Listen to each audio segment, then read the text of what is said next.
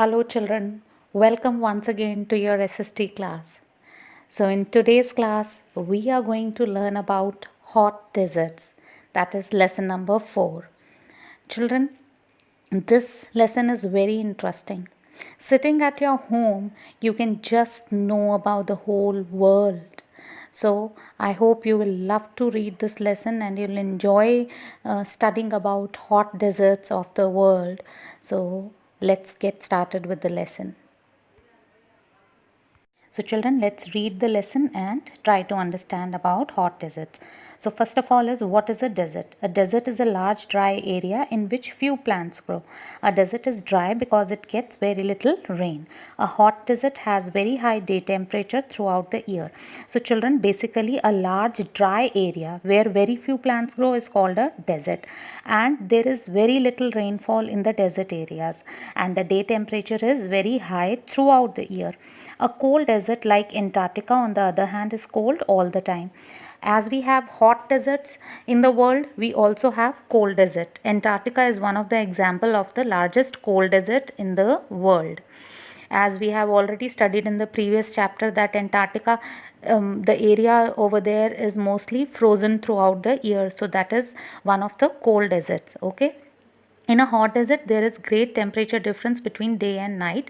Days are very hot, but nights are quite cold, sometimes freezing cold. Now, children, why there is a difference? Because during the day, the area of the hot desert receives direct sun rays, as it is in the torrid zone. Plus, the sand present in the desert gets heated up. Okay, so that is one of the major reason of rise in temperature. Whereas during night, after sunset, the sand also cools down, and the there is a fall in the temperature during night time. And during winters, it might be freezing cold. Nights sometimes are freezing cold. It rains only for few days every year. Sometimes it does not rain for many years. So children, the desert area as such receives very less rainfall as compared to the plain areas in other parts of the world or even in our country. All right. The desert of the torrid zone are hot deserts. The Sahara in Africa is the largest of these. As you already know, what is torrid zone? The area that lies between the tropics. Okay, the tropic of Cancer in the northern hemisphere and the tropic of Capricorn in the southern hemisphere. So the area lying between the tropical area is the torrid zone. We have already learned in these. So the desert areas that lies between this tropic zone or the torrid zone, you can say, has got hot desert. Sahara in Africa is one of the largest hot deserts in the world. The Thar desert of India is also a hot desert. Now in the Rajasthan, in state of Rajasthan, we have the Thar desert. This is also an example of hot desert. The desert of the temperate zone like the Gobi are much colder. So the deserts that lies in the temperate zone, they are much colder. Okay, they are cold. Like one of the example is the desert of Gobi, the cold desert of Gobi. Some of them lie among high mountains that keep out the rain clouds. Now few deserts lie even in the high mountains. Okay, so there it rains very often. So the geographical features of that area also maintains the temperature of that particular area. Now the land in a desert can have different types of landscapes. Children, what is landscape? Basically the geographical area of a place is called its landscape. That means when we see across an area, like if we see the hills, the rivers, that is part of the landscapes or the geographical area of that particular place. Some deserts like the Thar are vast stretch of sands. Now Thar desert have vast sand dunes. Okay, there is sand all around in Thar desert. Some are bare and rocky. Few are bare. Bare means where there are no vegetation or no plants or trees, much plants or trees. So we call such an area a bare area. Okay, and rocky means that is full of rocks. Okay, and some like the Sahara are both sandy and rocky. So Thar desert is basically sandy. bare and rocky, and Sahara is both sandy as well as rocky. The sand in desert is blown about by the wind and form hills called sand dunes. Now what are sand dunes? The big hills of huge hills of sand are called sand dunes, and due to the wind the sand gets collected and it turns into big huge collection of sand in the form of a hill, that is called a sand dune. In rocky desert the wind shapes the rock into many unusual shapes. Now where there is rocky deserts, I mean the desert area is little rocky, there also the wind, when it gets stuck to the rocks, it give them different type of unusual shapes. All right. So, a common feature of all desert is that they get very little rainfall. When it rains, water may collected to form water bodies, but most of these dry up soon.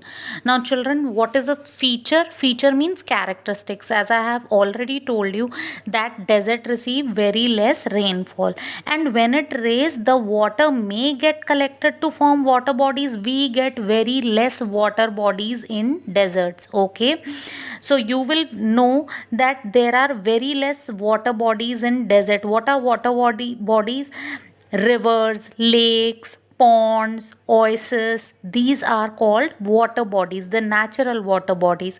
So oasis is a place where water gets collected in desert. Mostly in hot desert areas you will find these types of water bodies. We rarely find any river or maybe lakes and ponds over there, but even hot deserts have, but mostly oasis is one of the very commonly found water bodies in hot deserts. All right, at some places groundwater may come out to the surface from a pool.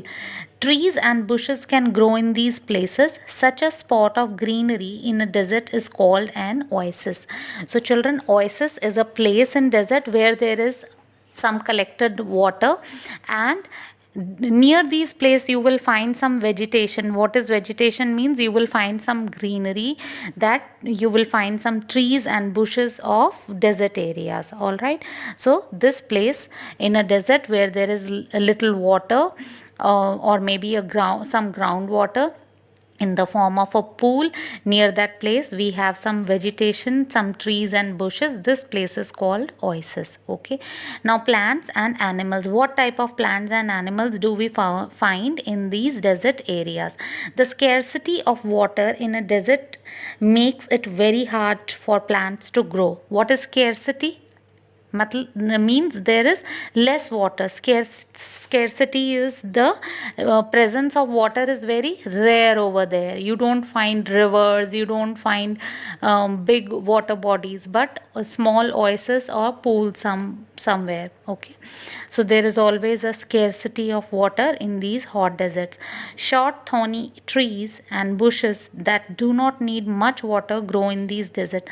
So only such plants grow in the desert that needs very less water. Grasses are also found in few places.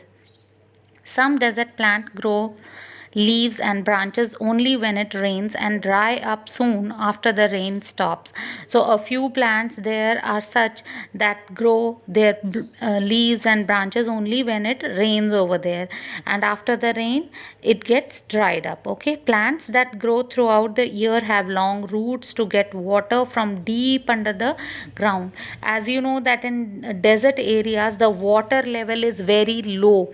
That means you have to, you know that the earth has some groundwater. When you try to remove the surface of the earth, you will find that the mud is wet underneath. Okay, that shows the presence of water under the earth crust. But in desert areas it takes very deep to reach the groundwater that is present under the earth crust. All right, so only those plants that have long roots to reach that deep underwater under the ground can grow over there in desert areas. Some plants have fat stems and leaves that store water. Now there some plants are such that store waters in their fat stems and leaves.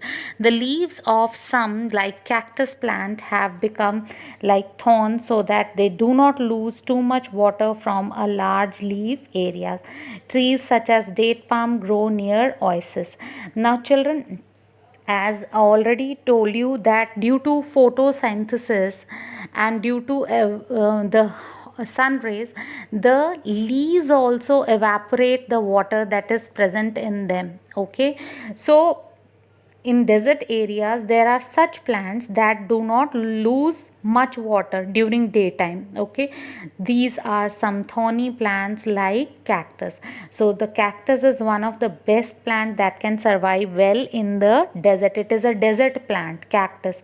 And even date palms are such trees that grow well in these desert areas. Desert animals too have ways of surviving in their harsh surroundings. Now you will find such type of animals that can survive well in the desert areas. Many spend daytime in burrows underground or in the shade of rocks to escape the heat. They come out to feed at night. Some animals like the kangaroo rat get all the water they need from their food. They do not need to drink at all. The camel stores fat in its hump. The fat gives it energy when it does not get enough to eat, and it can also go without water for a long time. When it finds water it can drink, it fills in just few minutes. Now children, as you know that in desert area, due to the scarcity of water, only such animals can survive that can go without water for long. So animals like snakes and kangaroo rats can, and even camels can survive in this hot area, because they have such features that they can survive in this type of climate, in the hot climate, and that also without water. As you know that a camel can go without water for many days, and it stores its energy, its fat in its hump. Similarly, a kangaroo rat also can go without water for many days, and basically they get their water from their food itself. And at night time only, when it is cold outside, the sand gets cooled down, they come for feeding, okay, or catching their prey. So they come out during night time for hunting or for feeding or for catching their prey. Okay, till now we have studied what is a desert, the various types of plants found in the desert, and the types of animals found in the desert. Now let us learn about the life of the people, those who live in the desert areas. Okay, so life in desert is very difficult, but people have lived in deserts for thousands of years. Some desert people like the Bushan of the Kalahari Desert of South Africa are hunters and gatherers. What is Bushan? Bushan is the name of the, or the, you can say the race or of people, those who live in this particular area. They are called the Bushan. Okay, so the Bushan lives in the Kalahari Desert of South Africa, and they are hunters and gatherers. To live their livelihood, they either hunt, okay, or they gather. Okay, so they are hunter and gatherers by nature. Some other like the Tuaregs of the Sahara and the Bedouins of the North Africa and Western Asia are animal herders and traders. So again, Tuaregs and the Bedouins, okay, these are also two types of races that live in the desert areas. So the Tuaregs, they live in the Sahara Desert, and the Bedouins, they live in the North Africa and Western Asia, and basically they are animal herders and traders. Okay, they trade animals from one place to another. All right. So these people, their life is very difficult. Now farming, most areas in a desert are not good for growing crops. Now as you know that desert areas have a lot of sand, and there is scarcity of water as well. So farming is not a good idea over there. In places where water is found, like in an oasis, crops such as dates, wheat and millet are grown. Millet include many kind of hardy cereals such as jowar and bajra. So jowar, bajra and millet are basically the crops. They are grown in the desert areas. Okay, millet, some cereal crops grown in hot and dry region with poor soil, is called millet. All right. So these crops, basically bajra, jowar and millet, are grown in the desert areas. Okay, and the houses over there are built close to each other. Okay, the houses in deserts are built close to each other. They have thick walls and small windows to keep out the heat. Where possible, canals are dug from rivers to bring water into the desert. This helps people to grow more crops and also provide water for daily use. So children, here in desert areas, people they build canals. Okay, and canals are dug from the rivers, and through these small canals the water is brought to the area where people live, so that they can use the water for their daily use. And the Indira Gandhi Canal carries water from river Satluj into the Thar Desert. So this has made life easier for the people of the desert that live in the Thar Desert or in the area of Rajasthan. So travel and transport, how these people they traveling is in desert is also very difficult, and there are hardly any landmarks, and a traveler is lost will soon die due to harsh climate and lack of food and water. So children, as there are very few landmarks due to the vast desert spread in the Thar. Okay, due to sand dunes you can rarely have landmarks, because these big sand dunes they cover everything with sand. Earlier desert people depended completely on animals for transport. In sandy desert, the camel was the best means of transport. So the best mean of transport in early days was camel. The camel can move easily on sand and go without water for a long. This is why it is called the ship of the desert. Okay. Now roads of for motors vehicles have been built along many of the routes earlier used by camel caravans. Okay. Camels are still used by the traders in Sahara to transport salt, which they collect from the desert. And in many desert there are camel safaris for tourists. So children, now as such things has been changed. We also You also can see in some of the Rajasthan cities like Jaipur, Jodhpur, these cities are now not that backward. They are advanced and they even have vehicles.